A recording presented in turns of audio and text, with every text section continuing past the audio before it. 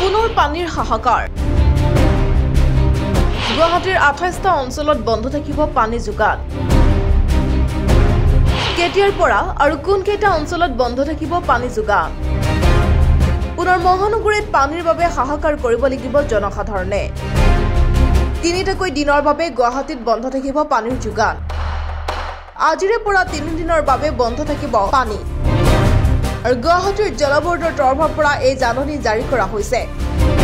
পানী যোগানৰ বাবে নতুন অঞ্চল সংযোগ কৰাৰ বাবে 28টাকৈ অঞ্চলত বন্ধ থাকিব পানী যোগান পানী যোগান বন্ধ হ'বলগীয়া অঞ্চলসমূহ হৈছে লতাশিল পানবজাৰ উলুবাৰী হেঙৰাবাৰী লাচিত নগৰ ৰূপনগৰ ডাউনটাউন শিলপুখুৰী বৰমটৰীয়া গীতানগৰ বৰা চাৰ্ভিচ অমিয়া নগৰ তৰুণ নগৰ খাৰগুলি ভাস্কৰ নগৰ অম্বিকাগিৰি নগৰ মানিক নগৰ সুন্দৰপুৰ নবীন নগৰ অনিল নগৰ আৰু ৰাজগড়